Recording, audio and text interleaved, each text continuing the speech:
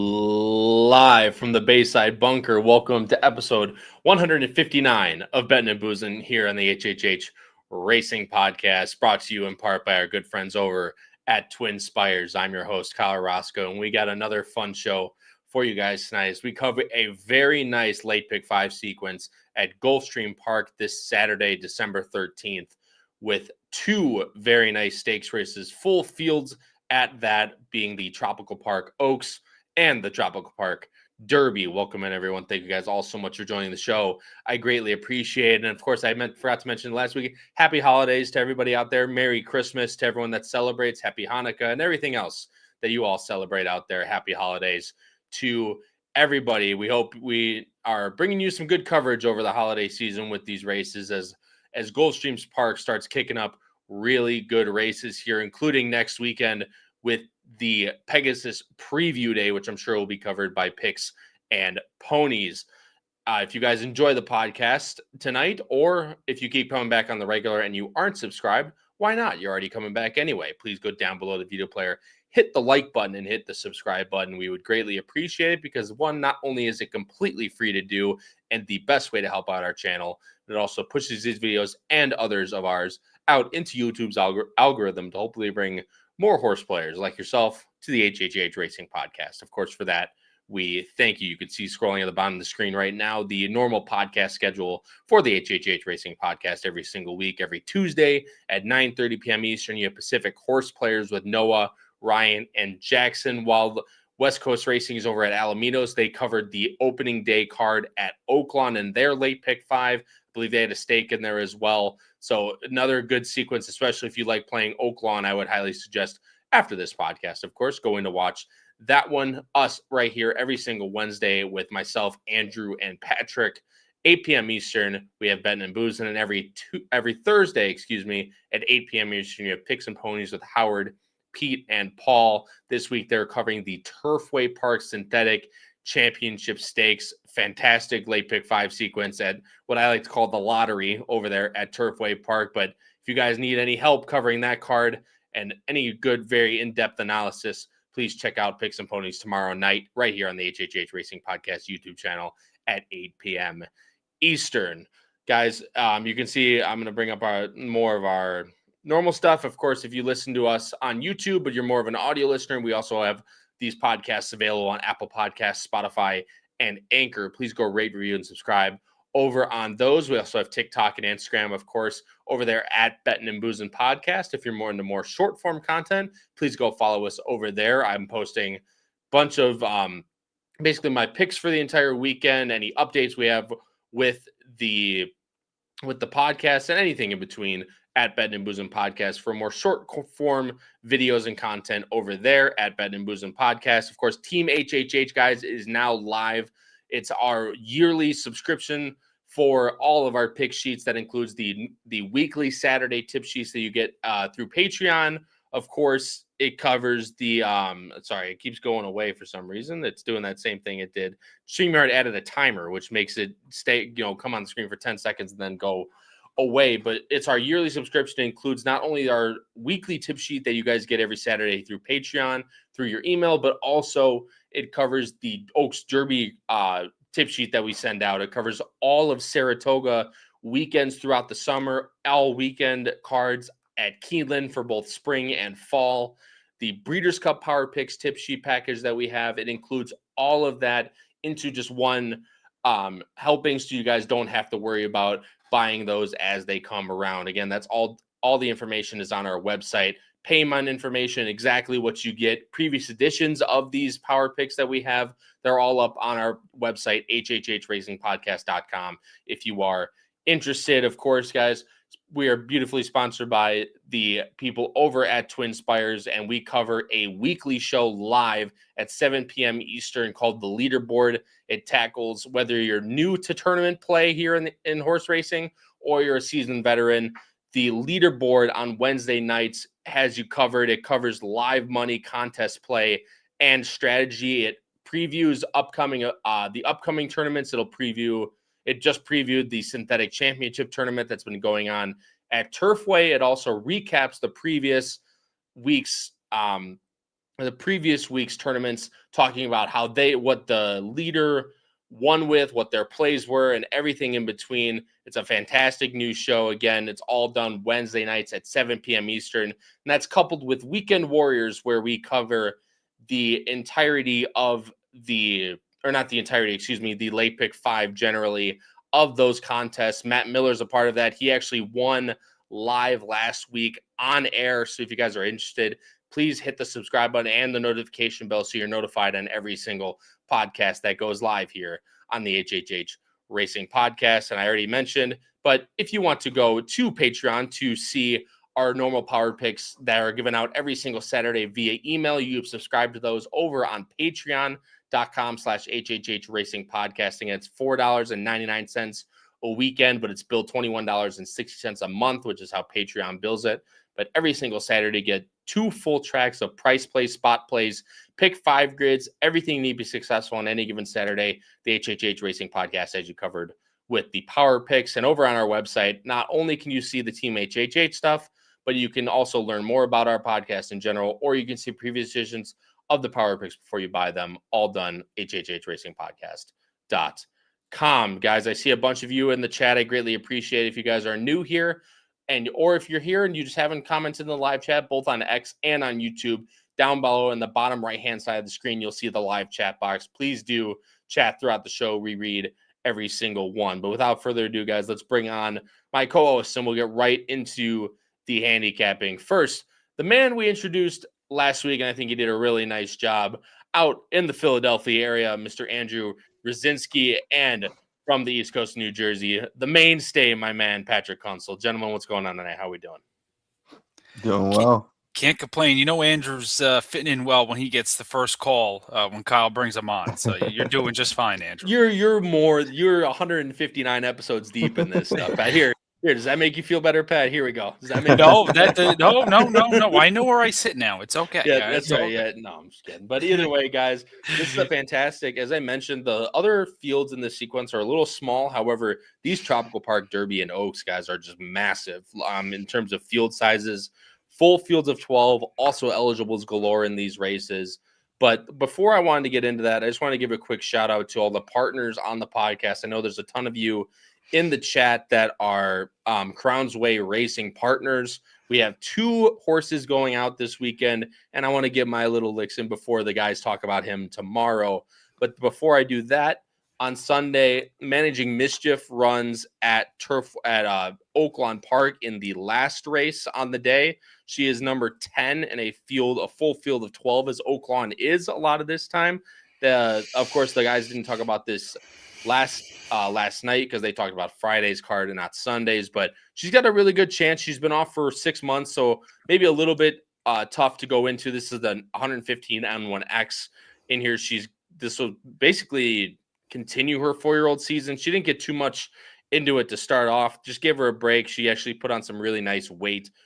For those that are part of Crown's Way, you'll get a video newsletter that I just did with Tony and Dan talking about this race. But not only that, we have the big one. It is Otago runs in the Prairie Bayou Stakes, 1 mile, of course, on the Tapeta for $250,000. He drew the number 9. Bashiza rides for Kelsey, of course, training our horses. We're very excited to have him in this race. He hasn't run on the Tapeta yet before. However, in the mornings, Kelsey said he looks absolutely fantastic. Bashiza's ridden him before. The only thing that's going to be a question is going to be the post outside. He likes to be covered up, so it'll be interesting to see how he runs on Saturday. But if he gets any type of run if he runs on his best day, he easily fits in with all of these horses. So good luck to all the partners, of course, not only with Otago, but also with Managing Mischief. Guys, enough blabbing about my horses that I'm interested in this weekend. Let's talk about some Gulfstream Park. Race number 7 kicks off the Late Pick 5 on Saturday. It's a 7-furlong dirt effort. Starter optional claiming, as I bring up the Equibase on the screen right now, as it's Wednesday for Gulfstream. As we always do on this show, we don't have morning lines and we do not have PP numbers. So I do apologize. And gentlemen, as always, please try to say the number along with the horse's name so people can follow along. It's a field of 6, and I'll put up our picks on the screen right now. Pat and I are both going with number 2 Uncle Charlie's Gift. Andrew, you're going a little bit off of base for number 6, Freedom Road. Junior Alvarado making his first appearance down in South Florida for the winter. Pat, you have this horse in second. I have this horse in third, so we're all interested. But Andrew, what makes you most confident to put him on top? This field's nothing special, but I believe that the 6 probably will trip out. I mean, it seems like it can go to the lead. It seems like it can go, sit off and rate a little bit. And there's not much in this field, I think, that stands out when it comes to the pace pressure. So I think that in a short field like this, Junior might be able to take advantage of it. And the horse is undefeated on the Gulfstream dirt. It's 2 for 3 in the exact at the distance. Everything just screams this horse has consistency, and I think in a field this short, it should be live. And Pat, you're talking about as Andrew was talking about, you're talking about consistency. This horse is the epitome of consistency, at least over the last year and a half or so. Anywhere from that 85 to that 79 to that 87 range is what this horse has run. And Andrew hit it right on the head. Time Form had a little bit of pace pressure. However, no one was really, it was more like inheriting the lead. They didn't have it noted as a fast pace. So if Junior can sit a good spot, this horse has all the chance to win. Yeah. I mean, the only thing that concerned me with Freedom's Road was just off the layoff. Out of that layoff on October 13th, he just hasn't really stepped up to his speed figures that he's had in the past. So, obviously 5 years old now, gelded, you do question if his best days are behind him. And that's kind of why Uncle Charlie's Gift, I kind of just fell onto him because, his numbers beat this field pretty easily. His last 2 races and the one back in the middle of August, actually, obviously got put into first place because of treaty obligation giving him a knockout blow right before the wire. That in a 4-horse field, that was something else. I just think this horse is going to be able to sit, right off the speed in here and pounce on him, Kyle. It's just you don't really know who's going to want to go to the lead, but at this level, I think Uncle Charlie's Gift kind of stands tall. Yeah, I mean, I'm in agreement with you in that. I think the 2 and the 6's numbers are pretty even. However, basically what the 6 was running about a year ago fits with what the 2 is running now. Excuse me. So that's why I ended up with the 2. Also, Nick Juarez should be able to sit just a really nice pocket trip if the 6 does go. Should have enough to be able to run him down later. Has been really at this mile distance for a long time. Mixed in there with the 7 furlong efforts and has a win over the 7 furlongs at Gulfstream Park earlier this spring. So very interested to see how Nick Juarez can pilot Uncle Charlie's Gift. And you know what, Pat, you saying that at Saratoga, that reminds me of that because I know that because that was Lane Luzzie's first win and it was put up via DQ, I'm pretty sure. So I do remember that race now that you're talking about it, but I did land also with Uncle Charlie's Gift for all the reasons I mentioned. Andrew, you have the number 5. Back him up in second. Another horse we don't have anywhere, or a horse we don't have anywhere. So Bobby DeBona throws us out. Miguel Vasquez, who's always good out there, has had numbers recently that put him within contention of this field. Yeah, I really like that race 2 back. This horse is just another one that's really consistent at Gulfstream over the dirt course.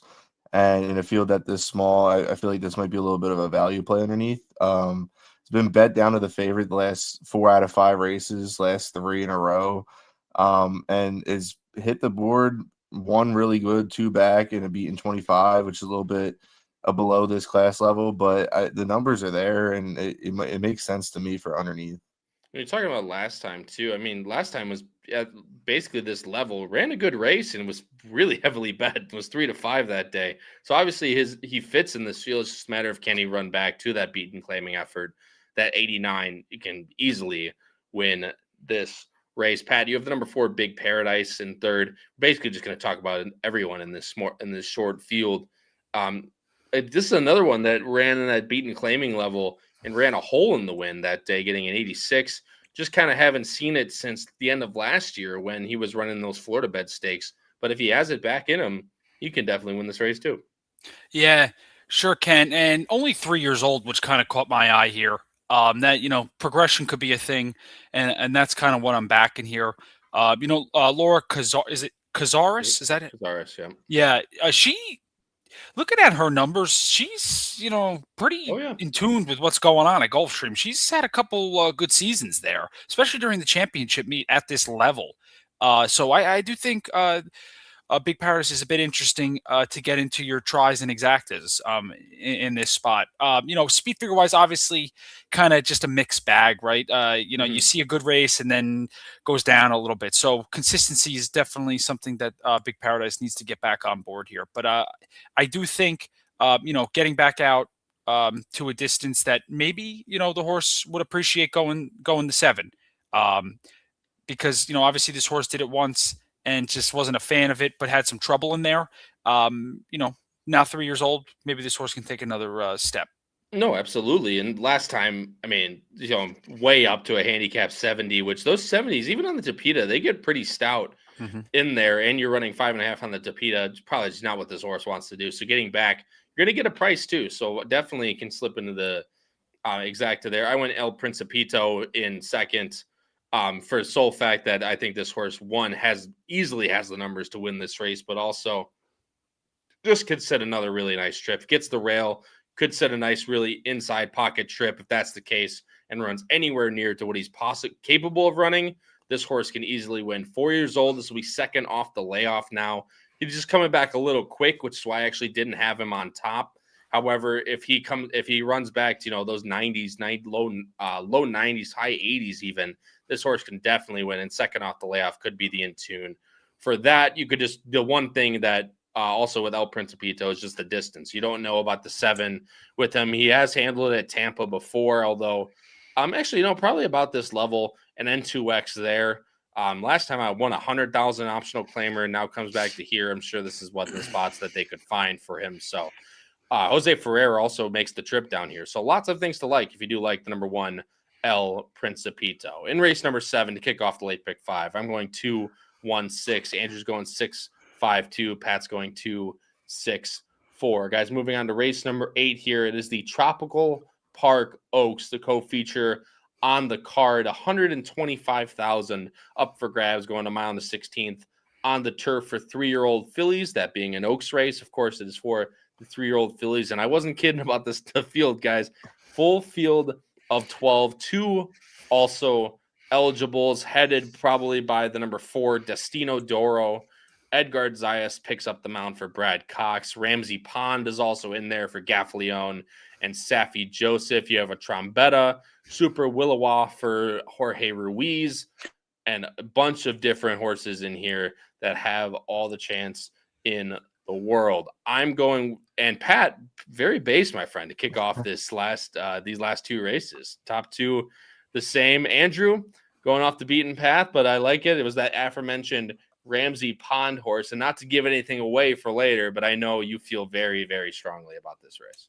Yeah, I just think that this horse has had a couple bad trips, and I think third off a layoff and second back at Gulfstream off a Kentucky Downs race, which is always a factor I like. I think this horse is going to run a lot like Wally's World did last week, and I think he's going to get the same trip. Gaffleone's going to get up at the wire, and he's going to make it a little dramatic, but I think he's going to be able to get there. There's enough pace pressure here. It's a wide open field. He has a good post. I think everything screams that this horse is ready to win. Yeah, and I'll bring up the race, Andrew. Yeah, show that race, talk about, because there's a bunch of horses coming back into here. Mischief in Motion, Crafty Collector, Jalila, and No Sleep Till Brooklyn are all coming. Including Ramsey Pond, are all coming back to run in here. You're looking at the 4, Andrew, and he does not get off to a good start, or she does not get off to a good start. See, she breaks off well and then gets jostled back early. Yeah, and fun fact, I actually had the exacta in this race. But I was just strictly playing jockeys of that race. But you sure you weren't playing the 6-7 exacta? No, not that. But yeah, no, I think Ramsey Pond actually had a winning trip this one, but it just got in a little bit of trouble spots and whatnot. I think that it should improve off of this effort. Yeah, I will say there's no fault to Micah Husbands by any means. No, I mean, he got put into a weird spot early, took back, even tried to slip up that in between horses, didn't get through, and you'll see her come flying late here. and just beating out third. Doesn't have a whole lot in the tank after that, but again, with all the trouble, you wouldn't imagine that she would. So look, I completely understand what you're saying on Ramsey Pond, and I do like her in this race. Gaffalione also hops aboard, so that's got to be all systems go in a type of thing. I kind of treat it like I know Gaffalione's ridden a lot more for Safi as of recent, but I treat it as like an Asmussen type thing, because if, Asmussen, I always joke and say if Asmussen has his kids on it, can look somewhere else. If Asmussen picks up Irad, that horse is Right. probably going to have a big chance. The fact that Gaffalione hops aboard here too, Andrew, should be a good sign for you. Yeah, I agree. Yeah, I think this all systems go here. No, and I like that. And obviously, Safi always wins a really nice clip out of Gulfstream. Kicks off the championship meet, winning 30%, 6 for 20 on the board. Pat, you and I are both going with the Invader. Destino Doro. This is a horse that was actually really well backed in the QE2. There's definitely no QE2 horses in here, but is making the ship down to Gulfstream for the first time. But if she sits a nice trip in here, which again, she's another horse that really hasn't had the nicest of trips the last couple times. If she sits, some type mid-pack, she also has all the chance in the world to win here. Yeah, for sure, Kyle. I honestly feel like this is the time we're going to need to bet her, because coming out of this race, if she runs the way I think she's going to run, we're never going to get the odds that we expect now. And I say that she could go off as the favorite. She's just going to be very low odds after this, I firmly believe. Those last two races, the QE2, oh geez, it wasn't even like she had much trouble. She just wasn't all there. And then two back, Kentucky Downs, you're always going to put a line through regardless. I mean, horse was less than even money, but just has been betting every start and has been put on a trail that, we know she's well meant, right? Obviously, connections can speak to that. But I firmly believe that, this is the distance she wants to be at, the mile and a 16th, and she's getting to a level here. She's faced some tough foes, the last couple times, right? I think, Cox puts her in here expecting to get, a good placing going into the new year. Obviously she'll be stepping up when she's 4 to some tougher horses on the turf. Tougher horses indeed. And obviously this is the 3-year-old crop still running in here. So that's got to be one thing to take. I mean, you can take a look at Lush Lips, Laurelin, Opulent Restraint, Fionn, who also beat her in that race at Delaware 2-back, who Fionn was undefeated going into that QE2. Or sorry, not undefeated, but was on a winning streak going into that QE2. Didn't run her race, got shuffled way back, and then came back in the Jockey Club Oaks at Aqueduct and blew the doors off the field, and me, who backed Laurelin that day, of course. But me too. High five, Pat, to stick it in the ground. But no, I think she's going to run really well. And if she sits somewhere mid-pack, Pat, I really do like her chances. And price-wise, I do agree with you. I would not be surprised if she went off as the favorite. However, again, I don't think it's going to be a very heavy favorite if she does at that. So I'm also in on Destino Doro in here. But Andrew, actually, I want to get one thing. I want to get your take on her, because you don't have her anywhere. And obviously, Cox, Zayas shipping in here out of the QE2 and 3 straight graded stakes. Obviously, you have to not like something to not have her in there. So I'm interested to hear what you want, what you don't like.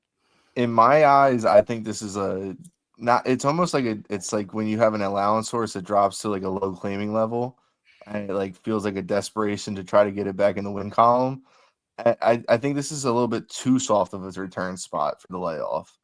And I think it's more like let's see how she can do, maybe get a little easy win under her belt going into the 4-year-old season. But I just think this feels just pretty deep, and she hasn't ran at Gulfstream, and she's been in Kentucky basically her whole career. Well, actually her whole career. And it's just a weird spot. I just think that there was easier spots, not easier spots, but more valuable spots. Yeah, I think I knew what you meant. Like easier spots to put her in. I mean, she could have ran a turf way, like she could have done that. But in fact, she ships down here. I do understand that. I think that's definitely a good thing to point out. The thing that I also do like, though, on that note, is the fact that she did ship to Payson basically right when Churchill Downs closed, or when Churchill Downs was closing. That is, and so Cox, in my mind, with those 3 works at Payson, has picked out this spot from back in November. So that's the thing I do like. However, Andrew, I do agree with you that she could have ran other places, but they choose to ship her here. Yeah, So unless like their goal is to like for Pegasus Day to run in one of the Oaks, the not Oaks, but the girl races out there at the beginning of her 4-year-old season. This is just like a little prep, but even then, I think this is still a soft spot. No, like I said, your comments are definitely well taken. It's definitely it's basically look either way at it. Is that it's Cox shipped down here with this race in mind the whole way, and this like that, but. Then you look at it and say, well, why did he ship her down here, considering that he could run probably for more money in Kentucky? So, no, that's definitely your points are well taken for sure. We all have the number 2 in there somewhere, guys. Andrew, I'll let you talk about it just because of how you're good friends with Mike Trombetta. Pat, please feel free to add in anything. As you both have her in second, I have her in third. I think she definitely could step up off that last race. Yeah, I like both the Trombettas in this race, the Super Willowall and Mischief Emotion that ran second in that Ramsey Pond race last time out. I just think that Super Willowall is actually the more favorable one, so I'm going to go with her in my top 3. I like the second off layoff, come down there to Gulfstream. She started at Gulfstream last year. My buddy is the assistant down there, so he was taking care of this horse last year down there too. And he's telling me that these horses are working really good and they're working together, and everything I'm seeing is this horse is ready to go. The only reason I didn't put it on top is really the Lasix thing. I don't always trust horses going first time, no Lasix. So I wanted to see a race out of this one, but I think this one's going to be a horse to watch on the Gulfstream turf for the rest of the winter. Yeah, no, that's a really good point about the Lasix. Pat, I mean, this horse has been every type of consistent in terms of the 81, 82, 83. Maybe you would like to take a step up, but second off, a little bit of a layoff here could initiate that type of step up. Yeah, and I don't know, I'd like to get your guys' feedback on this. I should say part of my thinking here with her is that, she, was running very consistent in the middle of the summer. And he obviously could have taken, Mike Trombetta speaking, could have taken much tougher avenues here with her earlier on, getting into the later part of the summer and into the fall. And I just believe he's brought her on perfectly to the point where now he believes she can step up to this and set up for a great 4-year-old year. Some people might look at it as a negative that she's finally stepping into this competition, but visually watching her race, guys, she is very impressive. She's got a nice turn of foot. I'm interested to see how she is. If she's being bet, we might know a lot more. Yeah, which I fully agree with, and obviously Andrew does as well. Both have her in second. I have her in third. Andrew, the only other horse we really need to talk about here is the horse that I have in second. You have in third. Talking about what you spoke with Mike Trombetta about, he is very interested. Brian Lynch has had he's always good, don't get me wrong, but 5 for 8 to kick off the championship meet at Gulfstream Park is definitely one thing worth a look. And this one was actually a West Coast horse, coming off the training from John Sadler. Brian Lynch gave this horse, off time completely. Hasn't brought her back in 8 months. This is the spot to bring her back in, though. I feel like that's got to install some type of confidence. Yeah, I agree. The California turf races were pretty impressive, except for the one stake race, which just wasn't her day that day. That was also that was Breeders' Cup Day, in that third aftercare. So just tough scenarios for third start, and especially as a 2-year-old too at the time. I just think this horse, if it's ready, this horse might be the one that we all have to watch out for. But I just don't know if it's going to be ready, and that's why I put it in third. Yeah, I think next time out, this one's going to be 3 to 5. I would agree, especially if she runs well in here. The fact that Junior hops aboard this horse too installs even more confidence in me in this one. Again, this is such a deep field, as Andrew kept pointing out. There's so many different ways you can go.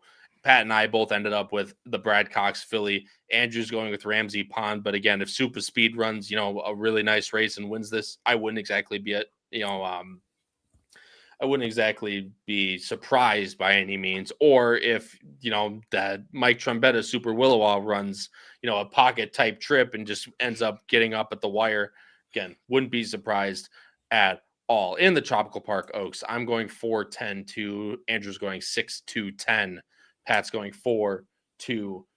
Guys, moving on to race number 9, the middle leg of the Late Pick 5. Maiden special weight 70,000 a mile, a 1-turn mile at Gulfstream Park on the dirt. The field of 7 is on the screen right now with some decent horses in here, to be honest with you, especially just early in the championship meets. What you like to see, Pat? I don't know. We need to play something together. I don't know. What we're never in line either, so we need to do something together.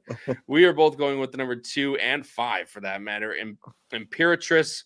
Johnny V comes back down to South Florida. Todd Pletcher does the training. Andrew, you're going with a horse that neither Pat or I have anywhere. Image of Grace, Junior Alvarado, Riley Mine. I almost said Leperoux. Oh boy, I don't want to bring that. Junior would have been saying something to you on the backstretch of Saratoga next summer. Yeah, I'm going to get blacklisted by Junior Alvarado. We're going to all go meet him again, and I'm going to be out at the training track, which, again, is not the worst place to be. That's for sure out there at the Oklahoma. Image of Grace, Andrew, again, coming off a race at Indy. Riley Mott usually campaigns his horses really well, only puts his horses where he can win. So obviously this is nice to see for a spot for him. Yeah, I just want to try to beat the 2 and the 1, which I think are going to be both taking a lot of money. And I think that they both actually might hook up early and fade late. Neither of them seem to be able to kick on late. The 1 a little bit more than the 2, but I think that you could kind of use the last race for Image of Grace as like a workout. Like they were just trying to figure out what she can do, how good she was, and she picked it up late, and I think she wants to go a little longer. I maybe even 2 turns, but I think this is a good stepping stone. And if the speed hook up and whatnot, I think that this horse is going to have something left late. And why not take a shot? Yeah, I agree. Obviously, I don't have this horse in here anywhere, but I agree with last race. They're really just trying to figure her out. And now Junior hops aboard this one. So definitely all systems could be go. Riley Mott's also pretty good. Second time out. You can see on the bottom of the screen this year, $2.75 ROI, also second time out for maidens. So definitely one to keep a lookout, at least underneath above all else, unless you're wanting to play her on top. Pat, you and I are both going with Imperatrice again. Not too much to say about her, although the horse that she lost to was a different Pletcher, came back or got a 70 buyer in that race. Gun runner Catherine Sophia. Yeah, I know that horse. Damn. Yeah. So obviously that horse could be really well meant, finishing second to that one. Honestly, I hear what Andrew's saying, Pat. I feel like she could just be faster than everyone in here. And if she goes to the front, gets the lead, they might all be running for second. And that's obviously my hope. And I'm thinking it's yours as well. Yeah, it is. And, she drew the rail that day, Kyle, right? So I think getting the rail on debut, connections, and obviously Todd probably wanted Manny to get this horse out there early. With a kiss being another Pletcher horse and being very well meant as well, sitting right off seemed to be pretty. It just looked evident that that's kind of how everything went to plan. Now, this horse, stretching out to the mile, obviously bred to be fine with stretching out, and I think that shouldn't be a problem at all. But just could, like you said, Kyle, could just be much faster, right, than some of these in here. It's got a couple string of works ready. She should be ready to go and should be forwardly placed. But I wouldn't be shocked if she's in second or third. That's kind of, stretching out. You don't just assume that they're going to want to go to the lead in here, especially with Todd and the way he schools his horses. No, and the fact that you brought up the rail too definitely makes a whole ton of sense, right? If they were on the rail, they were almost, they could have been forced to go with the hand that they had. But you brought up the breeding. I showed the breeding. Definitely could be bred to go longer. So even if she sits second off and if the 1 wants to be hell bent on going from the 1 hole, I'd be more than happy to see her, pressing the pace 3/4 of length back by the time they hit the half-mile pole. So Imperatrice is definitely my pick as well as Pat's. Andrew, we talked about the 1. You have the number 5, who also I have in second, Pat. I think this is, again, it's Brian Lynch, so it's not like saying, anything insane. But if anyone's going to pick up stuff, I know second time out, I always like to see a little more improvement. than what she ran last time. But if she's able to sit, just in behind the speed, I think she's the most likely one to pick up pieces, and something you might get a little bit of a price too. That. Yeah, for sure. Sorry about that, Kyle. No, you're good. I just think with Betty's Pearl, when Lynch has a horse that is this expensive, and for how good he's been, especially down there at the beginning of this meet, I can't shy away. This horse been working very fast. The work 3 back was really, really quick at Churchill. And this horse is going to want to be forward, especially stretching out for the first time to a mile in here. Mm-hmm. Has faced some quality horses. Those maiden races at Churchill in the fall are always have some good ones and expensive horses. I'm just looking at Paradise for Cox that finished second in there was a $700,000 L&J Foxwood. Pretty easy, no big deal. But yeah, right. I mean, I don't know. Been pretty slow, disappointing. Yeah, and you get to the third start now. It's hit the board 2 times in a row. You could wonder does she want to win? But yeah, we'll figure that out. You want to get to fourth, your fourth race by the time you start questioning that. Well, I always find it interesting when the dams don't have and when they go for like $700,000 like that, and the dam hasn't really has only produced 1 win out of 16 starts.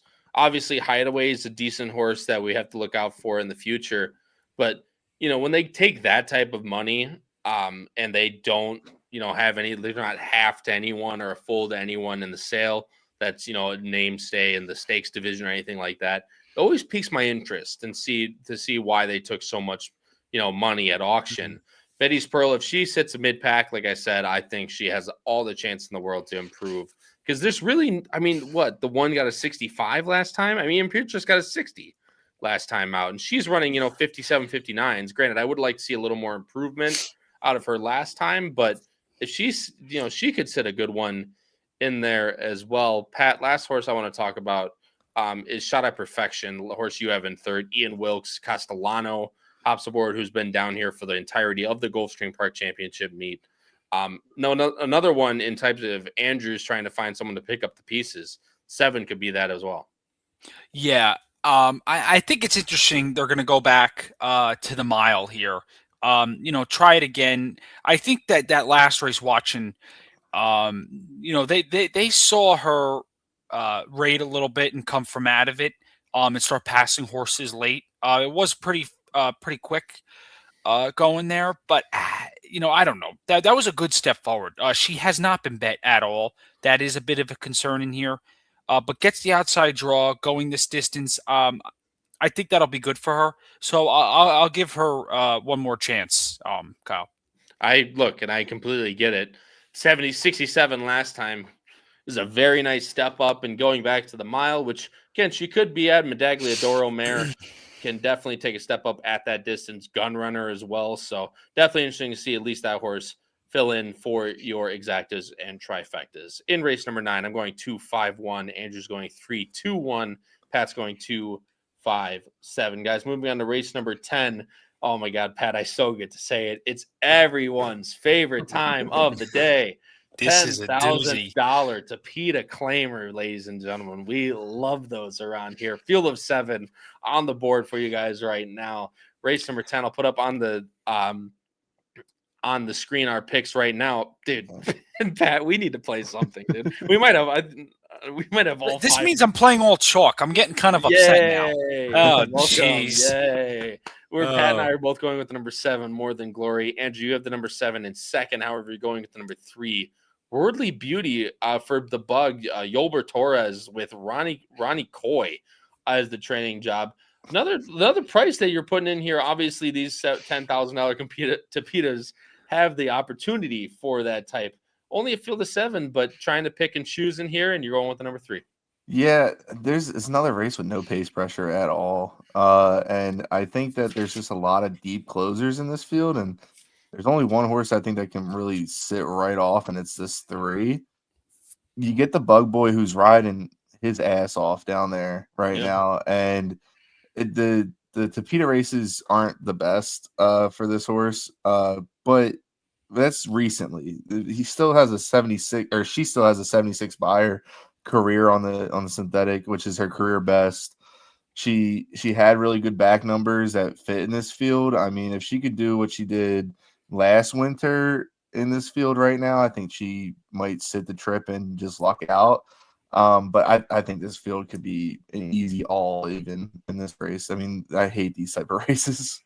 Yeah, I mean, come on, man. It's everyone's favorite part of the day. We all love these races. I mean, they can be really tough. You find a lot of these horses in here that don't they win when they get the right setup, but they don't like to pass. There's so many different basic layers to these types of races, which make it tough, especially when it's going, sprinting on the Tapetas. This one's 2 turns, but still, Tapeta still stands.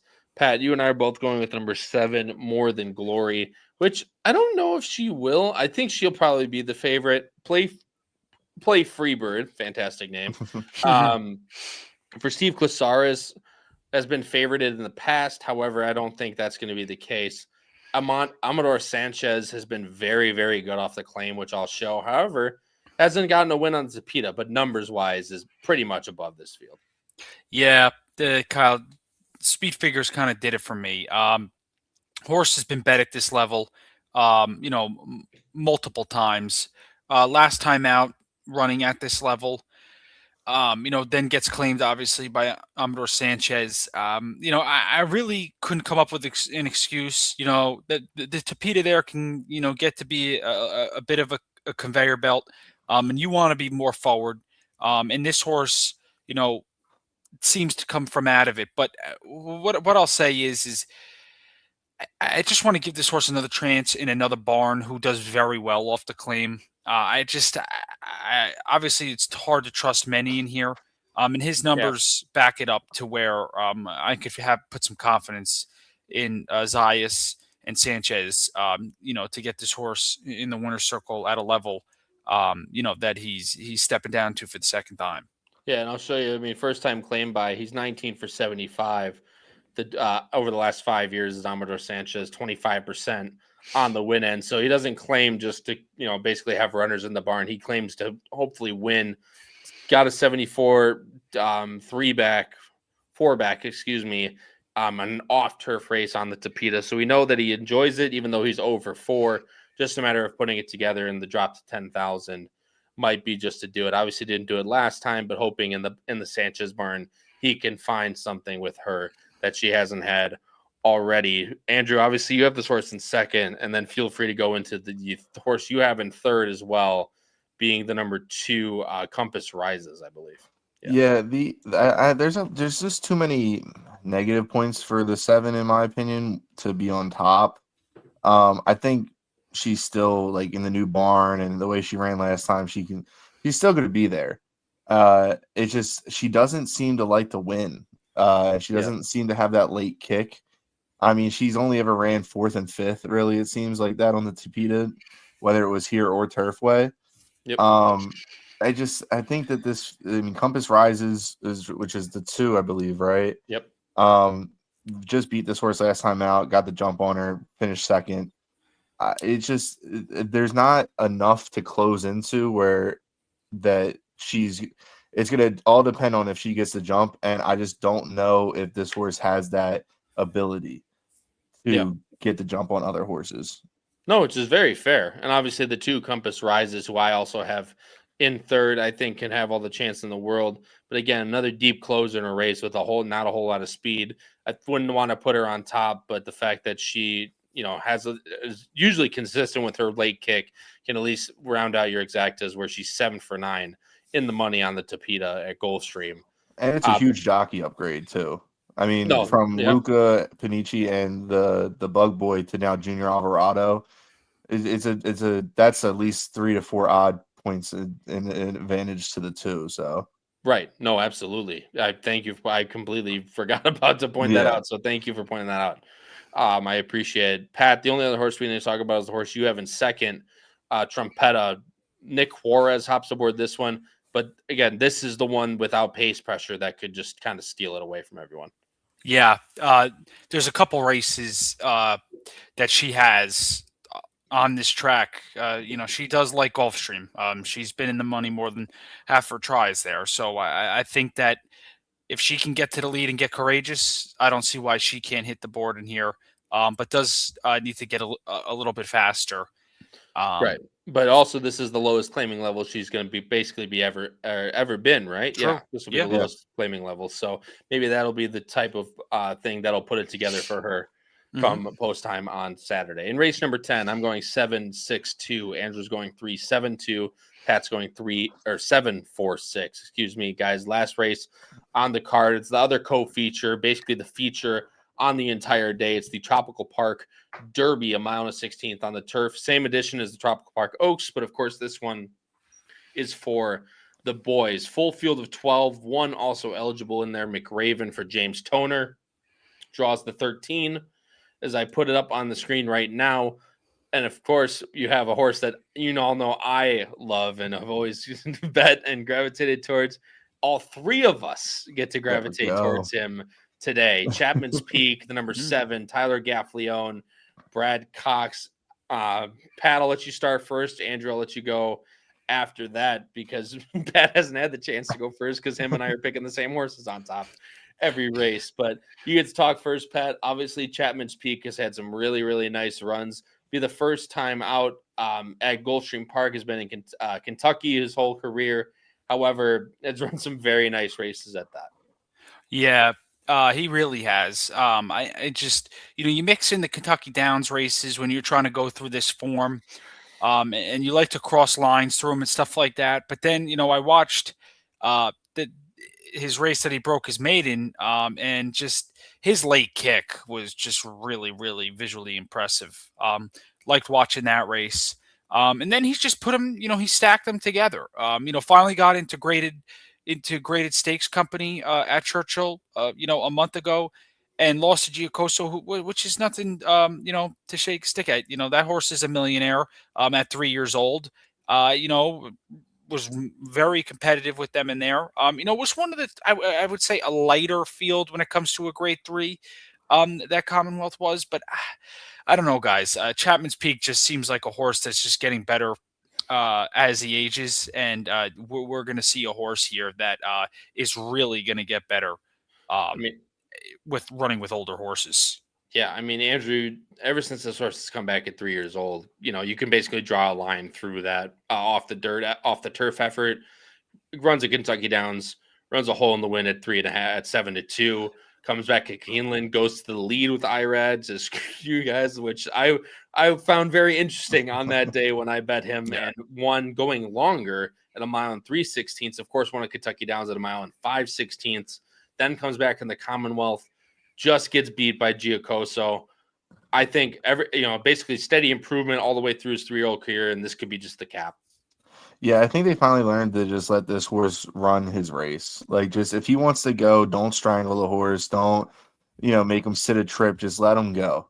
And that's what Irad did ever since he's been on this horse. He can sit off. He can go to the lead. He can press. And I think that gives him the advantage in this race. And I think that I don't know if it goes through him, but I think that he's going to be the one that has to say at the end. I fully agree with you. And the other thing I like about this horse is he doesn't necessarily always have to go, right? He has that win at Kentucky Downs rating very nicely with IRAD in a race that's as insanity as this. It's not going to be the first time he's been a part of a 12-horse field. The last 3 have been, or last 4. And he's never been in a race not double digits. Correct. Yep. Right. Exactly. So he knows the, the nutsness that comes with these 12-horse fields. And especially at 3 years old, that's something I always like to key in on. So if he sits a type of mid-pack, basically first flight just off the speed, I'm going to have a lot of things to like, hopefully, coming for home. Let's see who has what. Andrew, I'll let you talk through your 2 because I actually want to go into the 6 next, but I'll let you talk about Super Forces, Mike Trombetta. We talk about it a lot. This is a horse that ran at Gulfstream Park just before the championship meet. I believe it's the Sunshine meet, which is the one right before. In the Showing Up Stakes, a listed one with Channing Gill aboard. Wow. and he's at back aboard again. That's an old it's Arlington legend Channing Gill to you, by the way. But ran super well that day, improving every single time by 15, by 11. This just seems like the next logical step for this one. Yeah, this horse, if it wasn't at 12 posts, I would think this would have been my top pick here. Just really good form, undefeated. That last race was really impressive. It beat Layabout, who I also have, I believe, is my third choice here. Just another live oak Trumpetto horse that has got a lot of my action over the years. And I just think that this horse has a good chance to close into a lot of speed. And if it does, we can see a good price here, because I think this one might be anywhere from 6-1 to 10-1. I thought Kyle was going to make me host. I thought this was going to be an all-time moment. Oh, that would have been an all-time moment. I almost had my chance. I would have had no control over anything except talking. How great would have that been? Yeah, dude, just been you two. Your two beautiful faces on the screen is what it would have been. No, my internet just chops out for like half a second sometimes, and I just gotta run back in. But yeah, no, Super Forces, Andrew. This is one I kind of left out just because of that post. Mm-hmm. But if he continues to take a step forward and makes it out there from that post, makes a good trip, Channing Gill, was able to tuck him in. He has every right to win this race as well. Just the matter of where will he be on that first turn is going to be. Or Cipriano Gill, sorry. Channing Hill is who I'm talking about. Cipriano Gill is, thank you, R. Stephanie. That's really bad on my part. Channing Hill is the Arlington legend. Cipriano Gill. See, the Arlington's always on the mind. That's the way it goes. Always. I miss it. Don't we all? Don't you get me started. Pat, you feel free to round out your picks as well. You have the number 3 in here in Tiz Dashing. Barclay Tag for Saratoga. Beautiful New York connections. I'm sure that's why you have this horse on in second, then Discreet Dancer in third. Kyle, bit of a typo. I'm supposed to have the 12 in third. That's my fault. Sorry about that. So I'll talk about Tiz Dashing. Please. Listen, I think with him, I really liked him in the Hill Prince at a price, I should say, and was flying late. And I could see him doing the same thing here. Distance-wise, has done it 3 times, been, hit the board twice. But this horse has just been getting better and better and has had rough trips more times than not. And that's kind of to no fault of his own. Breaks well, just, likes to sit back, right? So has to pick up pieces. And has, run into some pretty good horses. Facing Zulu Kingdom, quite often is tough to do. Charlie's to blame, just going through, especially at Gulfstream. So I'm going to give this horse another look in here. Obviously top buyer, so you're going to get a lot of people seeing that. I'm wondering what the price is going to be on him, but I'm really intrigued to stay on board with Tiz Dashing, because Barclay Tag, older, obviously older trainer, Tiz Law, but he, when he's got good ones, they usually stay good for pretty long. No, and this one's definitely in that category. I mean, ran in the Hall of Fame, ran in the Manila, both at Saratoga, and ran really well. Really, placed third? Yeah, because Zulu Kingdom got DQ'd out of that Hall of Fame. That was an interesting one, to say the least. Obviously, Kentucky Downs draw a line through it, and if that's the case, steadily improving every time. Top buyer in the Hill Prince should be ready to go in this one. So definitely worth a look is Tiz Dashing in here. The only other horses, again, I want to mention the horses I have in second and third that we haven't talked about yet. Layabout, Junior Alvarado takes them out for Patrick Biancone. This is one that, again, has been running at Gulfstream Park throughout the winter, which you could see as a negative. However, he obviously likes it a lot down here. Ran last time against Super Forces. Just ended up getting caught at the end. Maybe made a little too early move into a fast pace. However, again, he draws the 6 in here, and Super Forces draws the 12. So that's what helps me put Layabout up in this one. And he's going to be a little bit closer to the pace, and we'll get a jump on a bunch of other horses in here. And who could forget my boy Simulate? Come on, guys. We forgot about him already. Belmont trains Joe Bravo, takes aboard the mount. Ran the Bryant Station last time. No chance at all in that race, where they went 23-4, 47-4. And just really was closing late, but so was everybody. Blanket finish, never had a chance. Nashville Derby, again, kind of if you draw a line through the Kentucky Downs race, he has every shot in the world too. Maybe a little slow based on buyers, maybe just a little bit. Does have to take a little bit of step forward, but if you're going to get Belmont at a price, as the great Paul Halloran says, go against Belmont at your own peril. In the Tropical Park Derby, I'm going 7, 6, 8. Andrew's going 7, 12, 6. Pat's going 7, 3, 12. Before we get to best bets, everyone, thank you guys all so much for watching this episode of Bettin and Boozin. I greatly appreciate it. If you guys have enjoyed the podcast so far tonight, please go down below the video player, hit the like button, and hit the subscribe button. We would greatly appreciate it. Again, it's completely free to do, and it's the best way to help out our channel. So please, if you enjoy, leave a like on this show. I would greatly appreciate it. Our Team HHH yearly subscription for our power picks are live every single Saturday. You get them, as well as premier meets throughout the year, including the Kentucky Derby OAKS package, as well as the Breeders' Cup package. If that interests you at all, head on over to HHH Racing Podcast.com for more info. As well, you get a full month free of our normal Saturday tip sheet. A whole bunch of stuff comes with when you sign up yearly. So go head on over to HHH Racing Podcast.com for more information on Team HHH. And thank you again for TwinSpires for sponsoring this podcast. Guys, let's move on to best bets. Pat, I will let you go first. Race number 7, an exacta ice cold 2 over 6 in the 7th race, which is the optional claim we talked about first.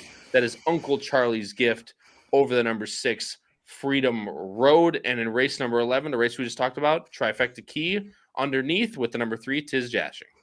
Yeah, I'm hoping to get 3.5 to 1 on that exacta, guys, with Uncle Charlie's Gift and Freedom Road.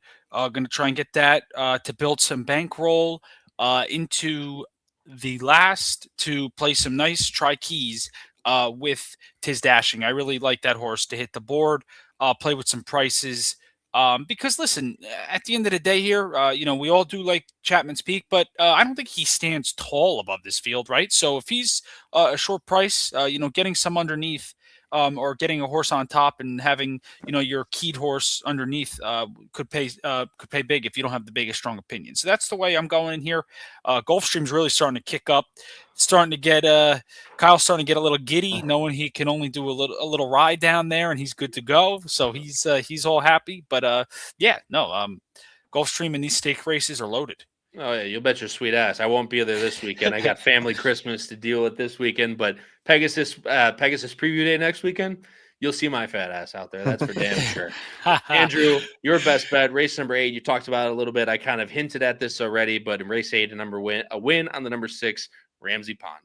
Yeah, like I said, I think this one should have probably won last time out.